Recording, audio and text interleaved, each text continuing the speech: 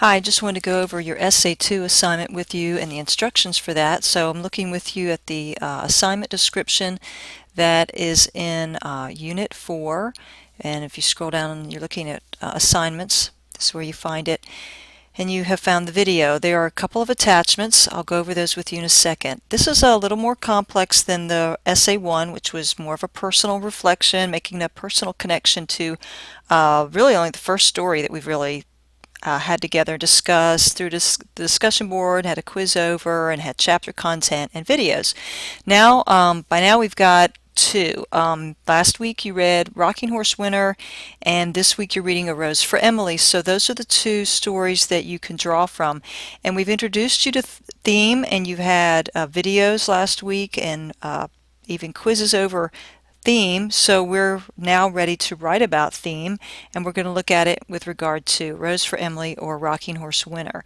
So this is considered a theme explication, so it's more analytical and not so much personal. Okay, so here it is. Let's look at the assignment. You will select your theme focus for either of those stories, A Rose for Emily or Rocking Horse Winter.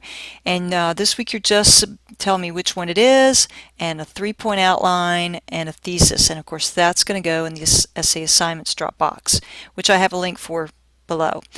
Okay, there's details in this file right here, theme explication document. But here's kind of an overview, parts of it. Alright, it's going to be MLA formatted, 5 paragraphs, 750 to 1,000 words. That's going to be standard for all of our essays. But this one is going to discuss a major theme in one of these stories. A Rose for Emily you're reading this week, or Rocking Horse Winter. Whichever one you like better, think you see the theme more readily. And being a 5-paragraph essay, it needs 3 major points. And those 3 major points are not 3 different themes, but how that particular major theme is revealed. You learn from chapter 19 that there are 7 ways an author might reveal his or her theme. So you'll select 3 that you'll explain and discuss. If you remember, go back, that could be revealed in the title, it could be revealed in the characters' words, actions, relationships, how they changed. It could be revealed in the conflicts. It can even be revealed in the symbols that are used, and by now maybe perhaps you can recognize a few of the major symbols. If you are seeing that theme there, how does it show up in specific ways? Don't just tell me how the story happened. I already know that, so it's got to be very topical, very specific, and very focused. So you need to go through the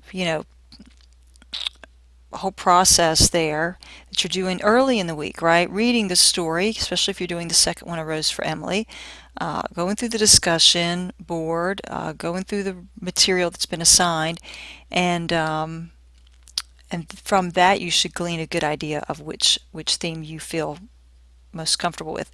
This assignment corresponds with an explication assignment that is discussed on page 47 of your literature textbook, Compact Literature, Reading, Writing, and Reacting.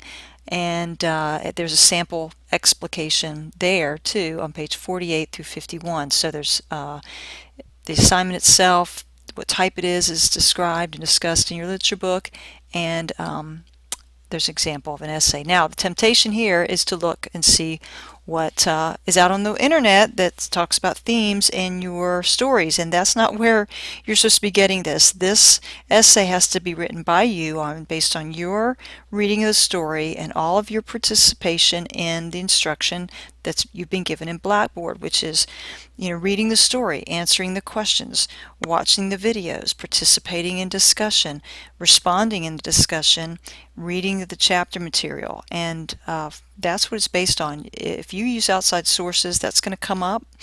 The software will flag that, and your essay will be discounted, discredited, and possibly even considered plagiarized, because you're not supposed to be doing that. This is supposed to be just your observations and what you see. Alright, the outline assignment itself, this is the structure, so I'm giving you basically a template, and you fill in with the specifics. Don't forget to tell me which story, okay?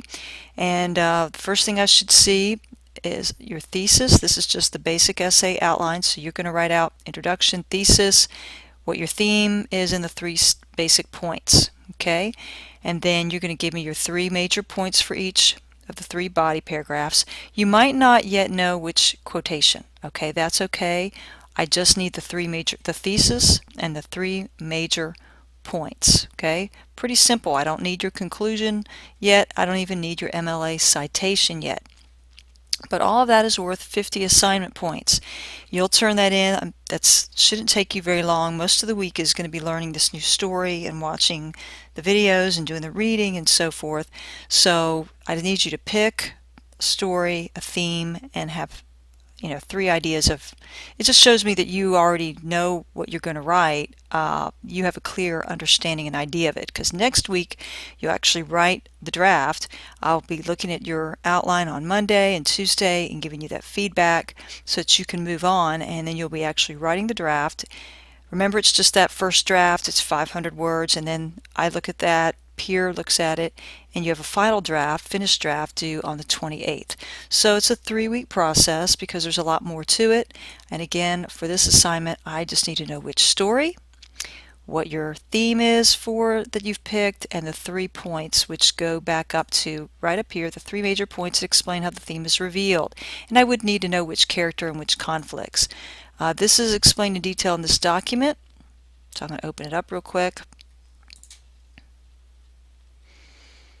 Okay, so it has a lot of the same material. It actually has more on the essay structure, because when you go back and write, you'll need to get more of those details.